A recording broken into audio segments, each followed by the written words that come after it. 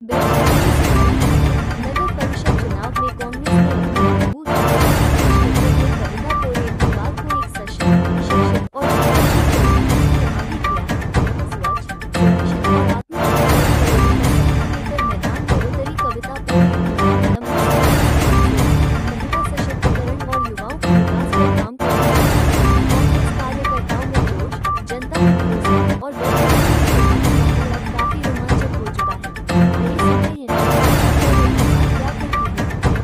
नमस्कार, मी कविता पोरेटदीवार. काँग्रेस पक्षातर्फे नगराध्यक्षाची उमेदवारी मला मिळालेली आहे. तर त्या निमित्ताने मी आज तुमच्याशी बोलते. मला सगळ्यात ऐरणीवर आलेला प्रश्न महत्वाचा असा वाटतो, म्हणजे मी आता निवडणुकीच्या निमित्ताने फिरतेय, तर सगळ्यात महत्वाचा प्रश्न म्हणजे मला असं वाटतं ओपन गटार, ज्यामुळे प्रत्येक वार्डातून, जसं मी प्रभाग 4 मध्ये फिरले, प्रभाग 5 मध्ये फिरले, प्रभाग 6 मध्ये फिरले, प्रत्येक प्रभागात मला नाल्या काही कव्हर्ड आहेत तर तिथून पाणी नीट वाहत नाही.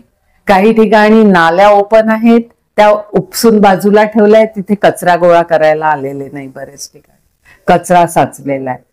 तर त्याच्यामुळे एकाशी निगडीत दुसरा प्रश्न आपोआपच तिथे तयार होतो. घाणीचं साम्राज्य आहे, त्याच्यामुळे मच्छर. त्याच्यामुळे ऐरणीवर सगळ्यात माझ्या मते पहिला प्रश्न आहे शहराची स्वच्छता आणि त्याच्यामुळे होणारी रोगराई. आणि त्याच्यानंतर दुसरा प्रश्न मला महत्वाचा वाटतो इथे शिक्षण.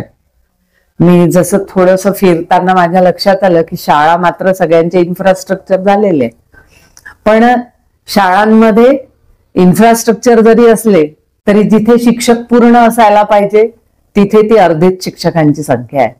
म्हणजे शिक्षकांची संख्या कमी आहे, इन्फ्रास्ट्रक्चर नाही आहे. जसं आता आपण NEP सुरू आहे, नॅशनल एज्युकेशन पॉलिसी होते सरकारची, म्हणजे अजूनही आम्ही 2.0 व्हर्जन शिकतोय, जिथे 5.0 व्हर्जन आता येऊ घातलंय. तर इकडे सुद्धा मला असं वाटतं थोडं लक्ष देण्याची गरज आहे. प्रत्येक एक इथे नेहरू शाळा आहे, अद्ययावत आहे, तिथले शिक्षक पण खूप मेहनत घेतात, पण मला असं वाटतं बाकी शाळा पण त्याच धर्तीवर नगर परिषदच्या अंतर्गत तेवढ्याच अद्ययावत होण्याची गरज आहे. पूर्ण स्टाफनी युक्त होण्याची गरज आहे. म्हणजे टेक्नॉलॉजी असणारे शिक्षक चालवणारे, म्हणजे टेक्नॉलॉजी येणारे शिक्षक हवे आहेत तिथे, की जेणेकरून आपण पुढची जी पिढी आहे ती एक चांगली पिढी घडवता आली पाहिजे. आमची मुलं सगळ्या शहराच्या तुलनेत कॉम्पिटिशन मध्ये आली पाहिजे, हे मला खूप महत्वाचं वाटतंय.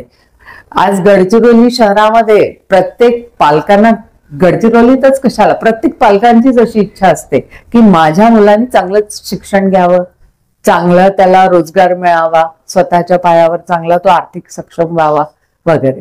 पण होतं काय आहे, त्या निमित्ताने लोक कॉन्व्हेंटमध्ये घालतात, पण प्रत्येक शेवटच्या घटकातला विद्यार्थी कॉन्व्हेंटमध्ये नाही जाऊ शकत, तो फी बेअर करू शकत नाही. मग इतक्या आपल्या नगर परिषदेच्या शाळा आहेत ज्या काही ओस पडतात आहे, त्याला जर आपण अपग्रेड केलं, तिथे जर चांगल्या सोयी आणल्या, तिथे चांगले शिक्षक आणले, मला असं वाटतं शेवटच्या घटकापर्यंत विद्यार्थी चांगल्या पद्धतीने शिकू शकतात. तर मला हे 2 प्रश्न तर विशेष माझ्या अजेंड्यावर आहेत, आणि बाकी तर प्रश्न आहेतच. स्मार्ट गडचिरोलीच्या बाबतीत काय नेमकं विजन आपलं आहे? स्मार्ट गडचिरोली सौंदर्यीकरणाच्या बाबतीत काल मी तलावाच्या बाजूने गेले होते, तो वार्ड क्रमांक 4 होता.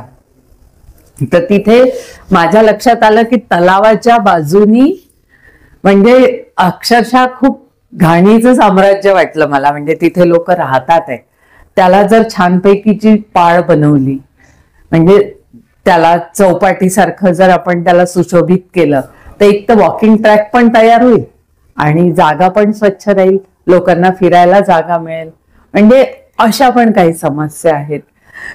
चौकाचं झालं इकडे, म्हणजे असे बरेच पब्लिक प्लेसेस आहेत की जिथे आपण सौंदर्यीकरणावर भर देऊ शकतो.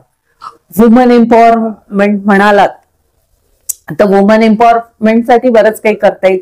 आम्ही एक असं आमची स्वतःची बचत गटाची एक मेस सुरू केलेली आहे, अन्नपूर्णा भोजनालय. कदाचित तुम्ही कधी जेवण वगैरे करायला गेला असाल तर तिथे आम्ही फक्त महिला कामगार आहेत तिथे.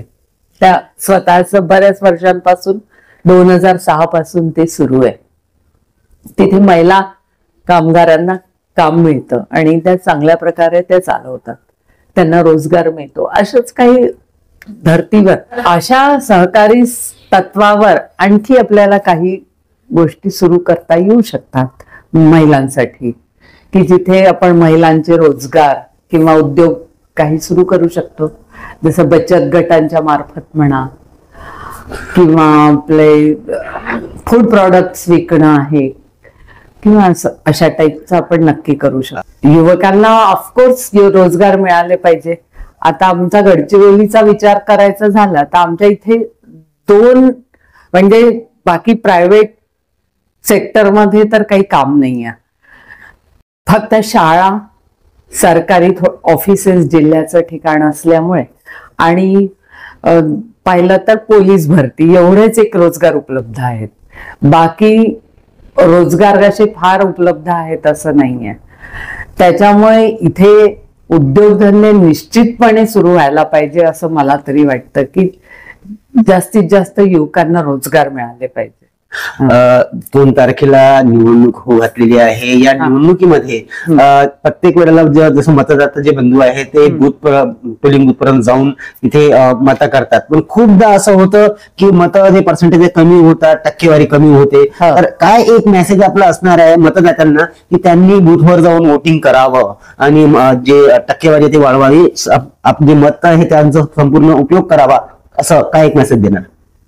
निश्चितपणे मला असं वाटते की 100% मतदान झालं पाहिजे. हीच एक संधी आहे मतदारांना की आपल्या मनासारखं प्रशासन इथे तयार झालं पाहिजे, की आपल्याला हवं ते सरकार आणायची किंवा हवं ते प्रशासन तिथे काम करायला संधी द्यावी. यासाठी हा एक चान्स आहे सगळ्या युवकांना म्हणा किंवा आपल्या गडचिरोलीतल्या नागरिकांना म्हणा, की या निमित्ताने त्यांनी जरूर मतदान करावं आणि आपल्या या संधीचा फायदा घ्यावा. झालेल्या मागच्या सभेमध्ये विजय वडेट्टीवार साहेब जे आहे त्यांनी म्हटलं होतं की उमेदवारी ही जी आहे आपल्याकडे निश्चित करण्यात येत आहे. हो, तर जर पक्षाने आपल्याला उमेदवारी दिलीच, तसं तर उमेदवारी ऑलमोस्ट कम्प्लीट झालेली आहे, पण शेवटी काही क्षण बाकी आहे त्याकरता. तर जर आपल्याला पक्षाने उमेदवारी दिलीच तर आपली जी जनता आहे, जे मतदार बंधू आहे, त्यांना काय एक प्रेमाचा आणि मोलाचा संदेश आपला असणार आहे? निश्चितपणे सांगेल की पक्षाने मला ही संधी दिली आहे तर काम करायची मला इच्छा आहे आणि तळमळ पण आहे.